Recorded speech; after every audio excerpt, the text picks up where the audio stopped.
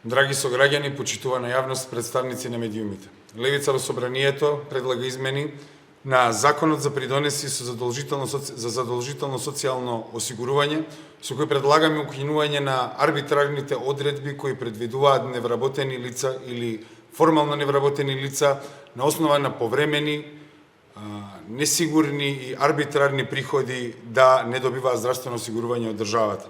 Сметаме дека ова прашање не треба да се третира како тесно административно или техничко прашање, туку како суштинско политичко прашање за карактерот на државата, за функцијата на јавните институции и за самото разбирање на социјалната сигурност.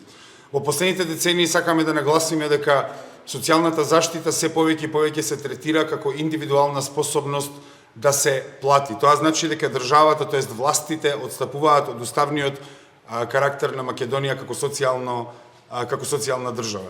Наместо здравствената заштита да се третира како универзално право што произлегува од човековото достоинство и од уставниот поредок на Република Македонија, тоа се повеќе се врзува за пазарениот статус на поединецот.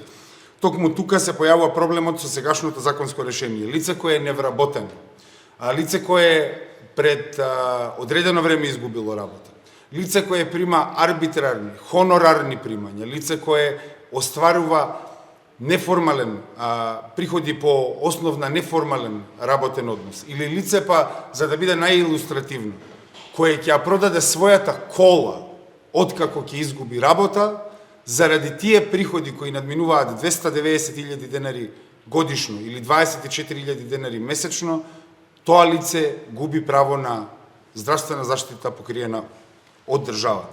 Тоа создава една длабока системска противречност. Од една страна државата признава дека станува збор за лица кои не се економски стабилни, но од друга страна ги казнува за нивната економска нестабилност. Во екстремни случаи имаме примери каде што лица кои се невработени, но нивните брачни партнери остваруваат вакви арбитрарни примања, тие губат право на здравствена заштита. Децата во тие семејства губат право на здравствена заштита.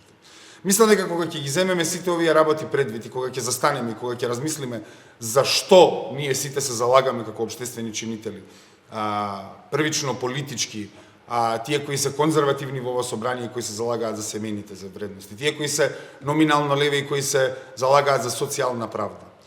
Да е еден човек ваков во Република Македонија, ова собрание треба да реагира.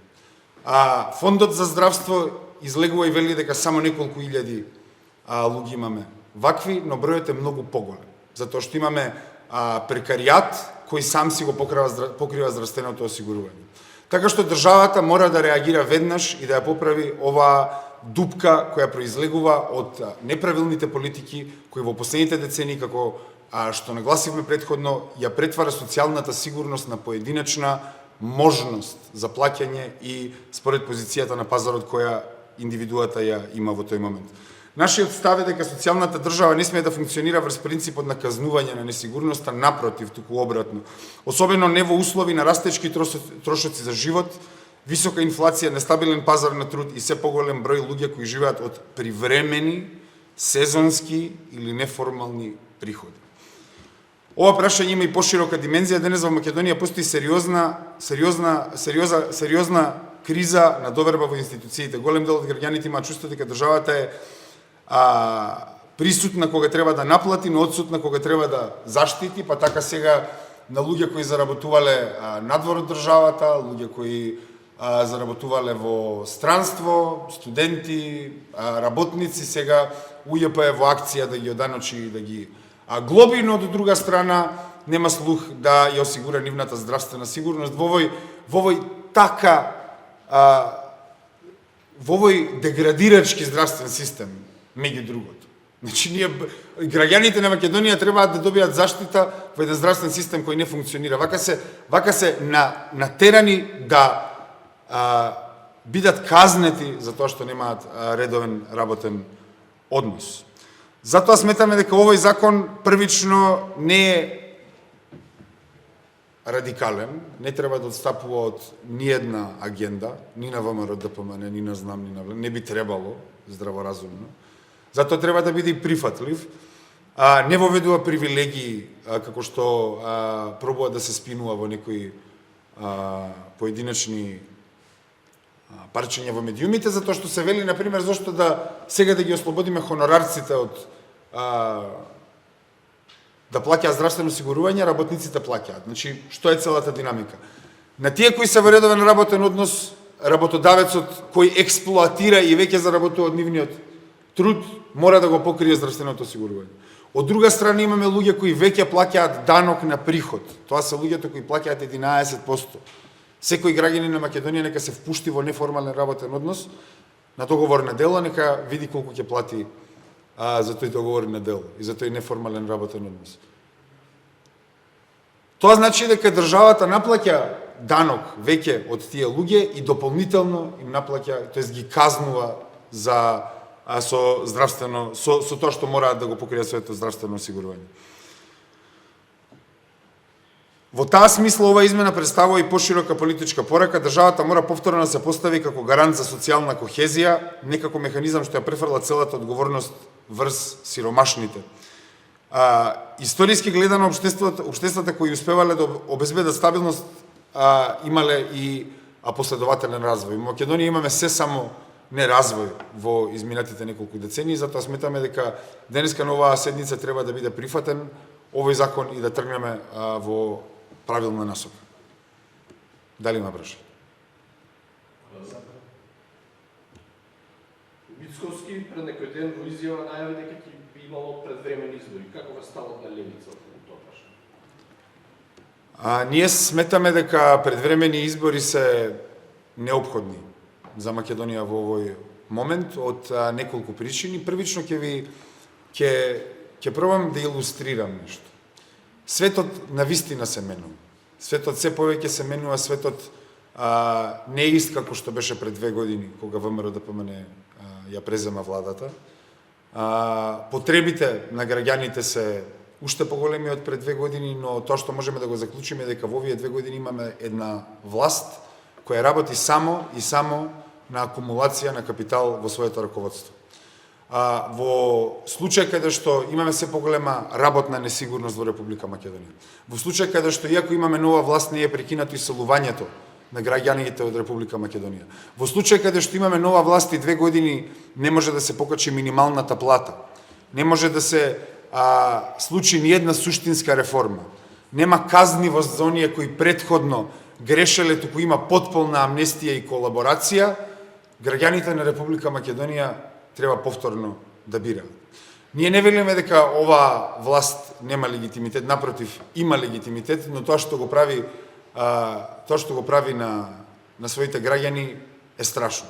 Но тој легитимитет сакам да потсетам дека е раздрман во Скопје во 2025 година, каде што еден голем опозицијски одговор се мобилизираше токму против тоа што го понуди Мицковски и ВМРО-ДПМН. Така што сметаме дека левица е спремна за предвремени парламентарни избори, особено во Скопје и во урбаните средини, и сметаме дека на следните парламентарни избори ќе ја предводиме опозицијата.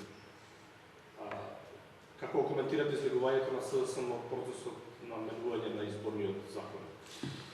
Сакам да нагласам за целата јавност ова да биде експлицирано. Ние веќе децении наназад имаме граѓански сектор кој повикува на реформи во изборниот законник. Имаме препораки на ОПСЕ кои повикуваат на реформи во изборниот законник. Имаме експертско мислење на нашите интелектуалци и на генерално во дискурсот надвор од политичките партии, тој дискурс наведува кон потреба за измена на изборниот законник. И крајно дури во реформската агенда за Македонија, за Европската унија е нагласено дека е потребно да се воведе нов изборен закон. Во моменти кога левица влезе во процесот за промена на изборниот законник, во моменти кога се создадоа услови да се разговара за промена на изборниот законник, по едно клучно прашање за граѓаните на Република Македонија, тоа е воведување на една изборна единица, СДСМ во заговор со ВМРО-ДПМН за задржување на бипартизмот и на позицијата на нивното компрометирано раководство, излегуваат од процесот за носење на изборен законник. Кога македонското општество е созреано за воведување на една изборна единица, СДСМ ќе одигра улогата која му е потребна на ВМРО-ДПМН за кочење на овој процес. СДСМ излезе од овој процес во договор со ВМРО-ДПМН и во договор со Мицкоски. Тоа треба да ни биде јасно, затоа што тоа е континуитет од соработката која се појави за време на локалните избори помеѓу раководствата на ВМРО-ДПМН и на СДСМ, и ова е навистина алармантно за сите нас. Затоа што сакам да потсетам дека не се сите во оваа држава будали. Не е можно 100.000 будали ние да сме сите другите, освен ВМРО-ДПМН и СДСМ. 10 години се зборува за потреба за воведување на една изборна единица. Зошто ние дозволуваме понатаму да не се вреднуваат гласовите на граѓаните во Република Македонија поединечно? Зошто во една изборна единица е потребно речиси дупло повеќе за да се обезбеди пратеник? Зошто пропаѓаат гласови на граѓаните во Република Македонија кога ќе дојдат парламентарните избори заради 6 изборни единици? И сите очигледно сите се ненормални, очигледно дека СДСМ и ВМРО-ДПМН гледаат нешто што е очигледно подобро, но да, подобро е за бипартизмот кој е сега под закана. Затоа што сакам да потсетам дека од 2016 навака, со формирањето на левица и влезот на левица во парламентот во 2020 се отвара една нова епоха на активација во политиката, затоа што во 2021 имаме настап на независни листи кои остваруваат супер успех. 2025 тие независни листи остваруваат уште повеќе успех, како и што левица тоа го прави. Тоа значи дека македонскиот народ е спремен да бира поинаку и сега СДСМ, една компрометирана опозицијска партија очигледно, го кочи процесот на сметка на ВМРО-ДПМН и на еквилибриумот на бипартизмот.